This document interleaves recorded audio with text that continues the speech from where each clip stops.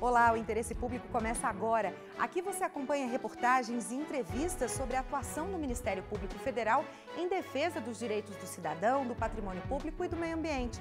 Veja o que é destaque no programa de hoje. O Ministério Público Federal discute propostas para resolver o problema da superlotação em leitos de UTIs. Madeireiras atuam ilegalmente em terras indígenas em Rondônia. Procuradoria Regional Eleitoral em Tocantins entra na justiça contra pessoas e empresas que fizeram doações eleitorais acima do limite legal. E veja também, Supremo Tribunal Federal acata pedido do MPF e suspende voto impresso nas eleições de 2014.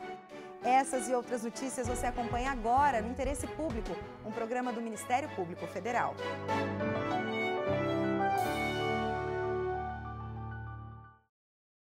Os números são impressionantes. No ano passado, só em uma cidade do interior do Maranhão, mais de 40 bebês morreram por falta de vagas nas unidades de terapia intensiva, as UTIs.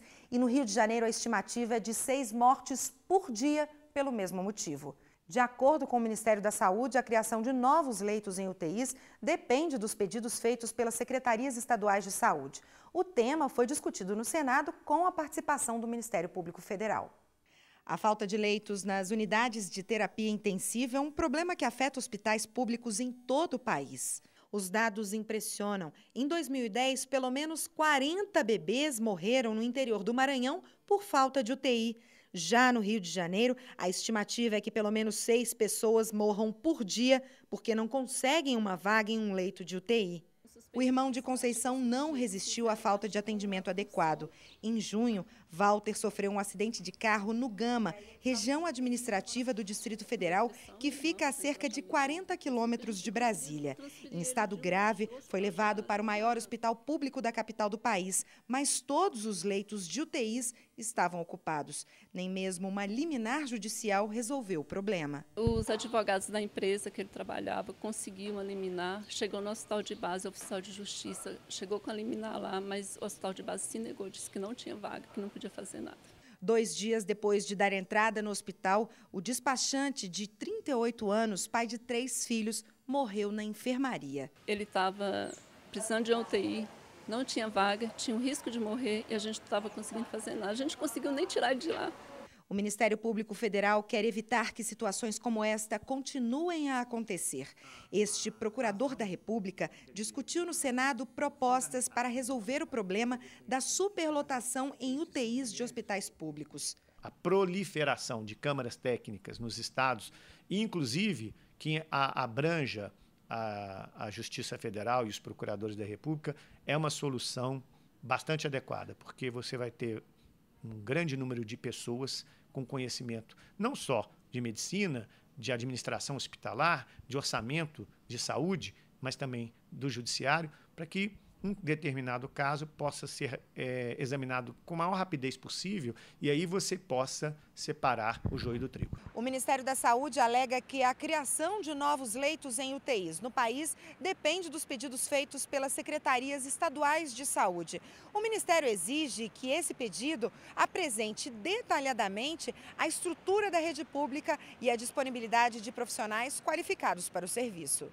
Hoje, os 17.214 leitos de UTI disponíveis no Sistema Único de Saúde são insuficientes. Quem depende do UTI fica lá morrendo aos poucos, em cima das camas lá esperando lá, às vezes deitado pelo chão porque chega e não tem o atendimento. De saúde que é boa, deixa para lá. Quem tem dinheiro, trata lá fora e quem não tem...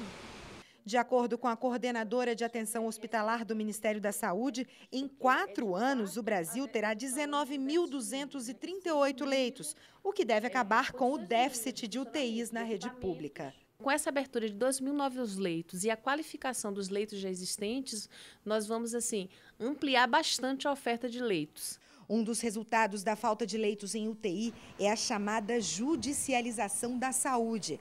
Um problema que precisa ser resolvido, segundo Oswaldo José Barbosa. O procurador defende que o sistema de saúde deve ser capaz de absorver toda a demanda sem que a população precise recorrer ao judiciário para garantir o atendimento. Está na Constituição que todos têm direito à vida e todos têm direito à saúde. A saúde é dever do Estado, né? E o Estado tem que prover e o faz através do SUS. Caso Cesare Battisti. A Procuradoria da República no Distrito Federal entrou com uma ação civil pública em que pede a anulação do visto de estrangeiro concedido pelo Conselho Nacional de Imigração ao ex-ativista político. O MPF considera que a decisão é ilegal porque descumpre o Estatuto do Estrangeiro. Condenado na Itália por assassinatos, assaltos e receptação de armas, Battisti vive no Brasil desde 2008. Cesare Battisti possui visto brasileiro permanente concedido pelo Conselho Nacional de Imigração do Ministério do Trabalho. Ele também pode exercer atividade profissional no país. No fim de 2009, o Supremo Tribunal Federal julgou o pedido de extradição de Battisti feito pela Itália. Por 5 votos a 4, o STF autorizou a extradição, mas afirmou que a palavra final caberia ao ex-presidente Lula, que decidiu não conceder a extradição com base em um parecer da Advocacia Geral da União. Para este especialista em direito internacional, o status de refugiado político não deveria ter sido concedido a Battisti. Se o assunto já foi definido pelo STF, para o presidente, para o então presidente, decidir pela sua permanência no Brasil, deveria ter utilizado outros fundamentos, e não aqueles fundamentos que o STF já rechaçou. A permanência de Battisti no Brasil não é definitiva. A Procuradoria da República no Distrito Federal propôs uma ação civil pública em que pede a anulação do visto concedido ao ex-ativista político. Para o Ministério Público Federal, a decisão do Conselho Nacional de Imigração, que autorizou a permanência do italiano no Brasil, é ilegal por descumprir o Estatuto do Estrangeiro. Ele foi condenado por um crime doloso passível de extradição. E conforme o artigo 7º, inciso 4 do Estatuto do Estrangeiro, não há possibilidade de condição de nenhum tipo de visto para o agente condenado por esse tipo de delito. Se a Justiça concordar que o visto de Battisti é ilegal, o italiano pode ser deportado para a França ou para o México, países em que viveu antes de fugir para o Brasil. O MPF esclarece que a medida não representa uma extradição. A extradição tem um caráter penal. Um Estado estrangeiro solicita a outro a devolução de uma pessoa, um preso, que cometeu algum ato infracional, algum crime no país de origem. A deportação já tem um caráter administrativo. É a simples retirada, a devolução do estrangeiro que adentra no território nacional em situação irregular ou aqui permanece com o mesmo vício. No próximo bloco, a Procuradoria-Geral da República afirma que o voto impresso nas eleições desrespeita a Constituição. E em Tocantins, MPF pede a condenação de quem fez doações eleitorais acima do limite permitido por lei. Veja depois do intervalo.